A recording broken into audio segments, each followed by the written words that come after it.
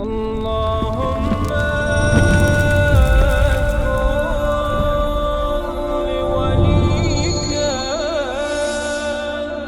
حجتي. أعوذ بالله من الشيطان الرجيم. بسم الله الرحمن الرحيم. الحمد لله رب العالمين والصلاة والسلام على أشرف خلق الله محمد وآله الطيبين الطاهرين. We covered the important topic of what needs to be done once a baby is brought into this world, and what the mother needs to do, what the father needs to do, and of course the initial stages of a newborn child. A mu'min is always going to be someone who will realize their duty on this earth.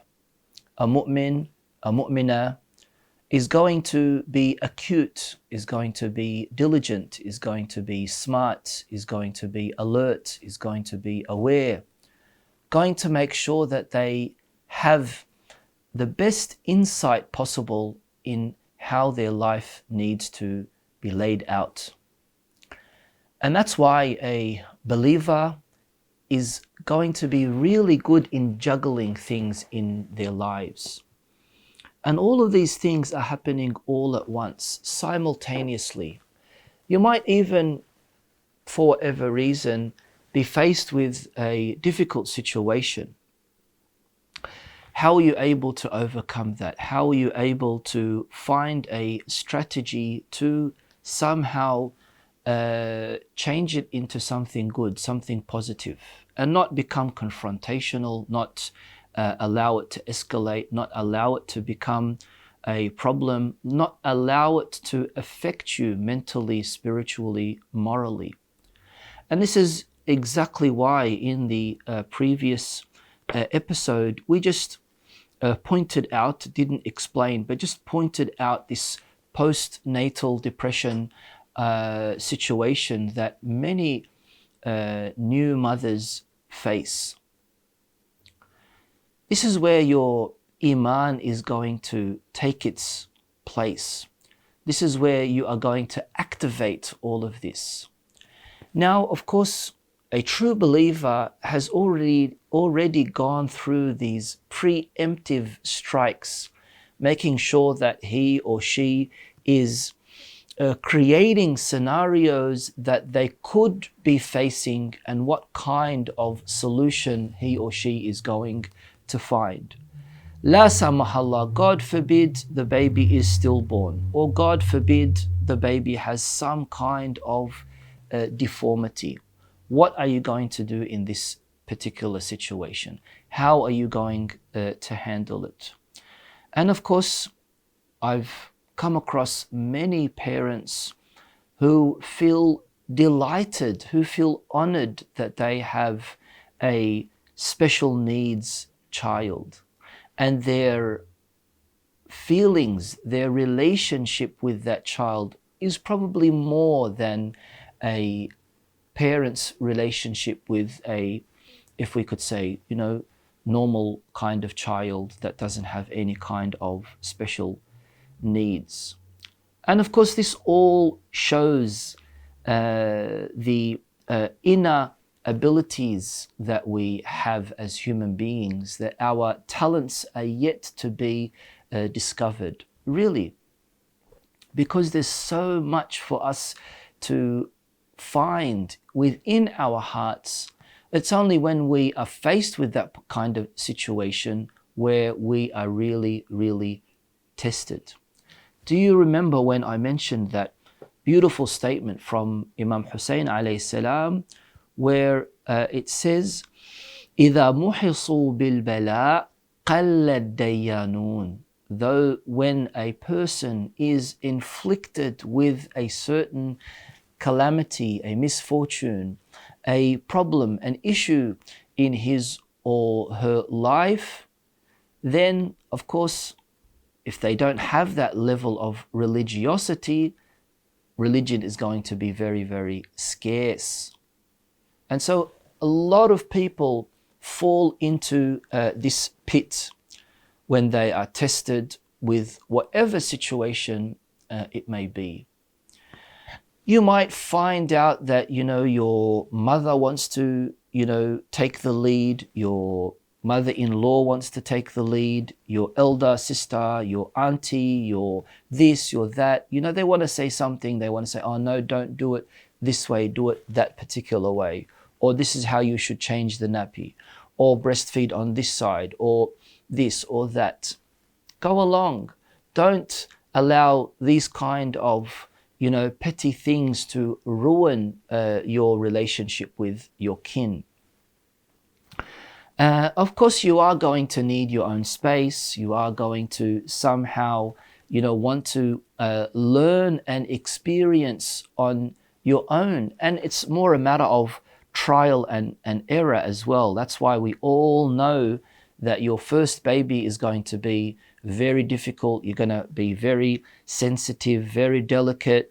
You're going to want to try to, experiment different things. And then when it comes to your third and fourth and fifth and sixth child, inshallah, things become very, very normal, very natural for you. Even the way you bathe the child, even the way you hold the child, it's very common, very normal practice for you to do. The important thing is for you to, as I said, juggle, balance all of these things together to make sure that you don't forget the greater objective, the greater purpose in all of this. Especially with you, the husband, you need to be in the baby's life, not physically, but mentally, spiritually, morally. What are you doing in building that? And never, never assume you, the new mother, you, the new father, never, never assume that your child is oblivious of his or her surroundings. Never assume that they don't know what's going on, especially when there's tension between the couple, especially between the husband and the wife. They're arguing, they're fighting, they're screaming, they're shouting. It reflects on the baby. It reflects on the quality of the milk that the baby is breastfeeding from. That's why catering to all of these things is really, really important. And this is exactly why we can see that, for example, Ahlul Bayt alayhim salam, they have said that husband and wife should never in any way engage in any kind of sexual act in the presence of a child, in the presence of a baby, if the baby was in the same room, for example. And all these ahadith that speak about those kind of things. And then if you want to improve, you want to improve in the quality of your child, of your offspring, then you need to focus on these things. One of the things that is really important to do is being, for the wife, for the mother, the new mother, being in the state of tahara when she is breastfeeding. When you're breastfeeding, make sure you're on wudu. Make sure you've done your ghusl. Make sure you are tahir and breastfeed the child. There are some ulama, their mothers have said that I am proud of my achievement because I've never touched my child without being in the state of wudu. Not just talking about breastfeeding, we're talking about touching the child without being in the state of wudu. And of course, tahara in itself reflects that inner aspect, that inner dimension as well. And just imagine what kind of environment they are creating. Bearing in mind that, during this particular time as well, the wife needs to rest. There shouldn't be some pressure for intimacy and whatnot. She needs to allow her natural ways of healing and getting back to the normal situation. And the husband needs to be patient. On the downside of this, some of these husbands, they might be pressuring, they might feel this, they might feel that. They might unfortunately go down wrong avenues. And ruin that very household that they had started. And that's really, really dangerous. The same situation as the wife being in certain difficulty, way more than you, the husband. But what kind of commitment, what kind of loyalty do you have if you're not tolerant, if you're not bearing, if you're not being patient with all of this, and then you go down another path? That's really, really bad. That's vile, if we could say. And this is why in this particular episode, we are now focusing on, leaving that infancy stage and what parents need to do as far as their plan for the raising of the child, the upbringing of the child, the tarbiyah of the child. And we know that Islam focuses very much on tarbiyah and ta'lim working hand in hand. And tarbiyah is also the physical, material side and the spiritual side as well. Look how many times in the Quran it talks about tazkiyah and ta'lim, for example. يُزَكِّيهِمْ وَيُعَلِّمُهُمُ الْكِتَابَ وَالْحِكْمَةِ, for example. And all of these things which are very important, especially looking at the different stages of tarbiyah as well. We know that the environment that a child grows up in is very important. But everything starts at home. So the parental role is the primary role as far as the raising of the child. Some parents, for example, they say, oh, we don't know what to do. Our child's sleeping pattern is very, all over the place. We don't know what to do. Our child has behavioral problems. Our child is this, our child that. No, stop blaming on the child. You are the one that's molding the child's personality. You are the one that's responsible and needs to be disciplined with these kind of things. Stop giving in very easily. Just because the baby, for example, is crying for, a few seconds or whatnot, you need to think that, oh, well, the child is, in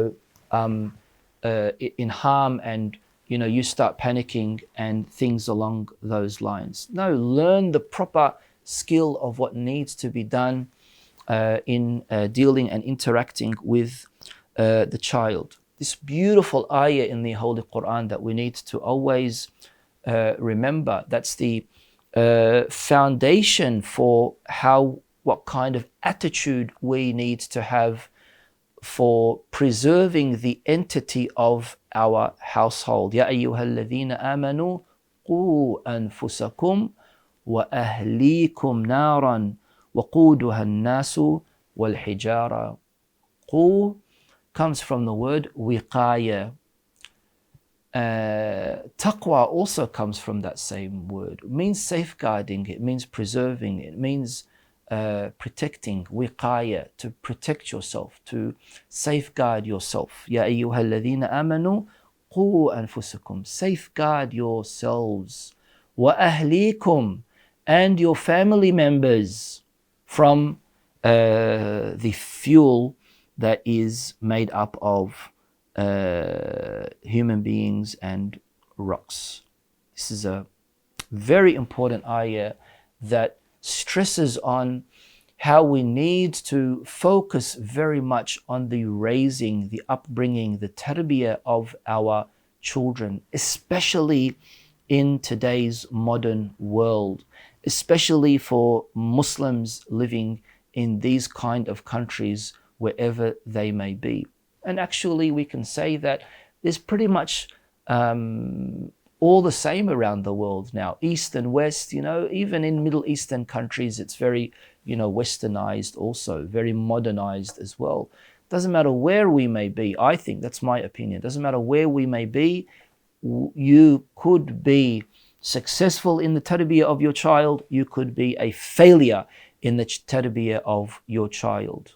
And don't think that if you want to give your child some kind of, modern approach to tarbiyah, that you're not going to face the consequences of that 15, 20 years down the track. Don't think that, well, if I give my child an English-friendly kind of name, like, Natalie or Peter or whatnot, they're going to live a good lifestyle instead of me naming the child Ali or Usama or Ruqayya or Zainab or Fatima or whatnot, because the likelihood of them getting a stable job in a prestigious kind of white-collar company is not going to be that easy. But then later on, you're going to really, really be biting the tip of your fingers because you've now lost your offspring. You've now come to realize that your child is disowning you, not you disowning your child, because they are living their kind of lifestyle that you initiated, that you started off, that you created. Yes, we need to try to make sure that, we are making those correct adjustments so we are able to integrate into the wider society and not stick out like a thumb and not be bullied and not this and not that and not this for our children. But at the same time, there are wonderful things that we are able to accomplish and do through preserving the heritage of our children. And that's, by the way, one of the worst crimes against civilizations, against humanity, is this modern mentality of ruining, of destroying, maybe even, subconsciously, maybe even in a subliminal way, destroying the other person's culture. And that's what we can see, in these colonialized countries around the world, where the first thing that they did was they destroyed the indigenous population, not only in wiping out, in massacres, in those kind of wide-scale killing and hunting down, but also by removing children from parents, also by eradicating their culture, their language.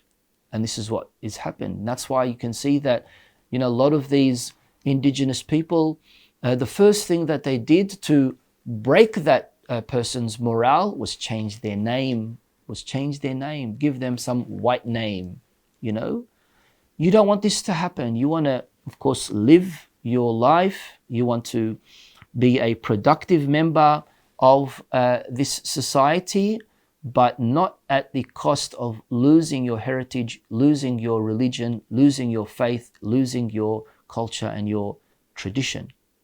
And this is exactly why that focus that us as parents need to have is giving our children that best kind of upbringing and raising in the most effective way possible. This is why Imam Ali alayhi salam, he said, ما نحل والد ولدا نحلا أفضل من أدب حسن. A parent has never given, nahala here means given. A parent has never given something to their child better, greater than good manners. Greater than good manners. If a parent wants to give something that's the best of things to their child, there's nothing better than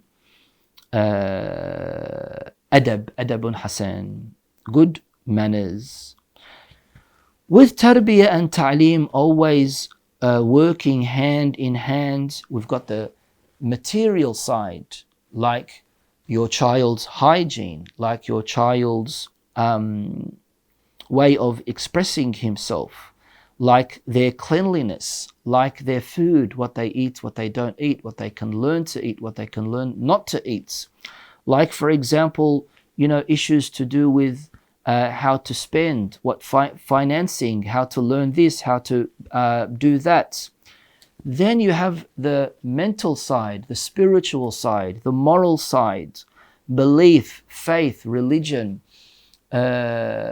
participating in the masjid, in the Husayniyah, in the majalis, doing these kind of things, dhikr, salah, sawm, all of these things happening all at once. And also the educational side, which is very, very important. And you never compromise with the educational side as well. We're not talking about someone who hits 15 and 16 and then you start working on this, because that's going to be way too late. No, we are saying these things should be done from the earliest stage possible, that you're working on all of this. I just mentioned something like income. Income was already worked on from before the marriage. You, the husband, you, the wife, you've already made sure that you have a 100% halal income, halal money, halal food diets, halal this, halal that. And that's going to, of course, carry on in all of the stages. And that is what you are going to convey to your children as well. You want to make sure that you are giving your child that good, positive exposure, building their shakhsiyah, building their personality, giving them the self-esteem that they need. You want to make sure that you're not just giving into society for wanting to allow yourself or your son or your daughter to, be like those who are around them so they don't feel insecure. No, their security and your security is sticking to your principles, to your morals, to your religion, whether you are Muslim, whether you are Christian, whether you are Jewish, doesn't matter, because you've got principles, you've got mabadi' that you work with, and that's going to always be the key to what you choose for yourself and also for your children. The proper dress code that your children need to have. If it's a boy, boy style clothes. If it's a girl, girl style clothes. In both sides there needs to be hijab, there needs to be modesty, masculinity on his side, femininity on her side, things that are culturally appropriate as well. Culturally appropriate as in for us as a Muslim community, it's culturally appropriate, not things that have become, a trend in, some TV channel or in Hollywood or whatnot. And of course, the spiritual character of your child is very important. And where do they learn these things from? They learn it from you. If you are someone who doesn't keep his promise, that's going to reflect bad. If you are someone who lies, that's going to reflect bad. If you are someone who gossips and backbites, that's something that's going to reflect bad. So these valuable moral principles, come from your parents. And if the parents are functioning in the good way, that's going to, reflect on how the children are. So you want to make sure that you have that good spiritual moral discipline. Yourself first, anfusakum wa ahlikum, and your family members second. Good character is important. Creating a Quranic environment at home is very important. Implementing the sunnah of Islam is very important. Living that Islamic lifestyle, very important. Following the instructions of Ahlul Bayt alayhim salam and making your imams a part of your daily routine, that's really important. Do what you know, practice what you preach. That's also really, really important. And always have rahmah, always be benevolent, always be kind, always be generous. Let that be the core principle that you live with. Irham turham. Make sure that that's the kind of attitude that you have all of the time. The earlier you implement this in your child's life, the more it will become a part of their personality. The quicker, the deeper, the stronger it will mold into their personality. And this is exactly why Imam Ali alayhi salam said in his wasiyah to his son Imam Hassan al-Mujtaba alayhi salam, he said, إِنَّمَا قَلْبُ الْحَدَثِ كَالْأَرْضِ الْخَالِيَةِ. The heart of a young person is exactly like an empty, a barren land, a fertile land. Whatever ما ألقي فيها من شيء قبلته. Whatever you plant into it, it's going to receive. فبادرتك بالأدب. So Imam Ali alayhi salam is saying to Imam al-Hassan, he's saying, so I hastened in teaching you adab, in teaching you manners, قبل أن يقسو قلبك, before your heart hardens. ويشتغل لبك, and your heart becomes preoccupied with other things. ويشتغل لبك. Subhanallah, what a beautiful hadith that gives us really that method in how we need to be focusing on our children. Sometimes you find some sons, some daughters very audacious, very disrespectful to their parents. If that's the case, that's how they are going to be when they grow up. You don't allow your son, your daughter to say as they wish, even though they may be young, and you think that is something cute. No, because that they're going to pick up on that. And there's a beautiful hadith that explains that. They're going to pick up on that. That's going to be their nature. They're not going to revere their parents, respect their elders, because they have now become audacious in doing that. And that's why we need to make sure that discipline is very important, but not in an aggressive way. Treat your children with love, with respect, with honesty. Sallallahu ala Muhammad wa ali Muhammad. Allahumma salli ala Muhammad wa ali Muhammad. With love, with honesty, with respect. Give them that personality boost. You know, you want to make sure that you're working on their shakhsiyah, their personality. You don't want to break them. You don't want to allow them to or make them have low self-esteem, low self-value, low self-confidence. Where do these things come from? Well, in most cases, they come from the parents. The parents break their son, break their daughter, for the child to, somehow feel that particular way. Allow them to grow, give them space, and always be there for them. Sometimes a son or a daughter doesn't want a parent to just be lecturing them all the time. No, just sitting there, relaxing, taking them, to the park, to the masjid, fishing, camping, just being with each other and chilling with each other. That itself is really, really valuable.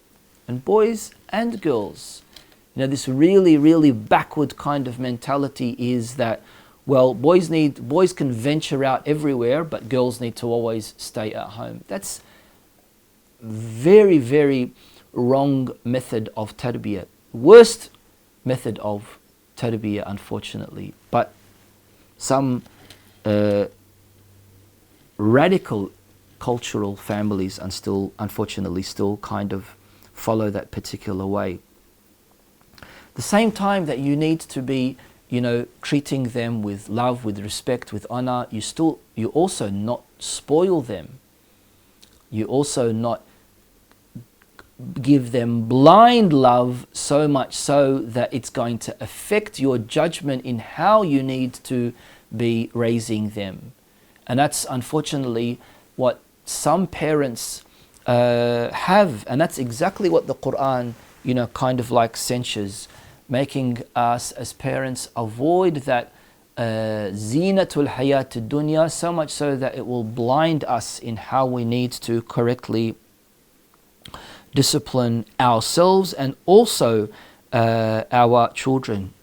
If you're under the assumption that give them what they ask for, even if they nag and nag and nag over it, if you think that is going to make them happy or that's going to make them love you, you are living on another planet. You are absolutely wrong. And so we understand that there are different kinds, different styles, different approaches, different methods of parenting. I was reading about this today where we can see that, there's this authoritarian kind of approach, and that kind of approach is to have restrictions, have limits, no freedom. And then another approach is the permissive kind of approach, the permissive style, which is freedom, no limits. And the third is kind of like a balance between the two. As they say, you don't let the rope go, you don't pull the rope too high. You just make sure that you've got the rope in your hand. It's not too tight, it's not too loose, it's just right. That kind of, metaphor. The third is the democratic kind of approach, and that is to have freedom within restrictions, within limits. The first is, of course, very damaging because the children, they are not going to be able to make conscious choices in what it is that they are doing. They're not going to know what is right and what is wrong because they're always being dictated. Do this, do that. Do this, do that. They're not having that freedom of, venturing into something and, finding out themselves about this, especially because they're so paranoid and concerned about what their parent is going to say or do about it. As for that hedonistic, permissive kind of style, do as you wish. You need to make your own choices in life. You choose when you want to pray. You choose if you're convinced or if you're comfortable, if you want to wear hijab or if you want to do this or if you want to do that. You can go out whenever you want to. You can come back whenever you want to. That kind of, hippy-dippy kind of parenting with little or no guidance whatsoever from the parents. They grow up to be very confused because they don't know what these boundaries are. They're uncertain, they're anxious about whether they are doing the right thing or whether they're doing the wrong thing. And then the other approach is kind of like a balance between them, that, I need to give you that freedom, give you the independence, but I'm going to be monitoring you. I'm going to be making sure that you following the instructions and the guidelines that we've laid out in the household and the laws of this home, that you stay within those perimeters and you honor and you respect them, and you are able to make willing choices based on your judgment, so you can learn to trust your own judgment, with, of course, me monitoring you with my eagle eyes, always making sure that if you kind of slip off the path, I'm there to bring you back in a nice way, in a good way, in a productive way. This is, of course, going to build their personality. This is going to give them more responsibility.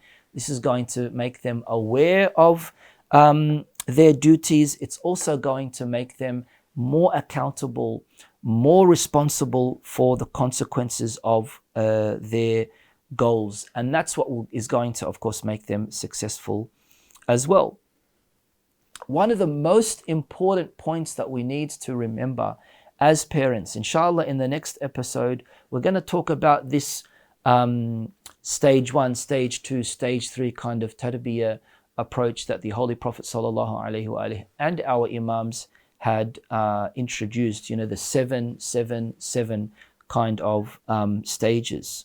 And I have a whole series on this, parenting one-on-one, on my YouTube channel that you're able to go through. And I've gone into much detail about this. And alhamdulillah, there's a lot of resources that you are able to look into for the correct method of tarbiyah. Be yourself. Don't put on a show. Don't make up things. Make sure that you are not that too intimidating, so your children fear you, not fearing you in the positive way, but fearing you in the negative way. That's really bad. Children need to revere their parents. Children need to revere their parents, but in the positive way, in the loving way, in the compassionate way, not in the traumatizing way. That's really damaging. And of course, children are very smart as well. Children can pick up on fake things and fake statements, on fake kind of methods and things like that. So you want your children to be comfortable with you. You want your children to, when they come back home, they feel that sense of love. They also feel that sense of peace as well. They don't come back home somehow feeling that they're going to be judged, or they're going to probably be abused, or anything of that sort. And so while you are, as I said, juggling with your new role as a parent, probably your first child, probably your second child, probably your third or fourth or fifth, whatever child it may be, you're still in the learning process. You're still learning. You're still trying to develop your talent of tarbiyah, of becoming a murabbi, not only a parent, not only a sibling, but also a murabbi as well, because older siblings also have that responsibility as well.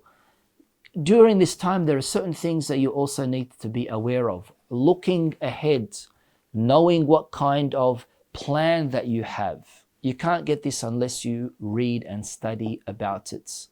Even though it might be at an early age, but when my son and daughter, for example, reach the age of 6, the age of 7, the age of 8, the age of 9, what am I going to do?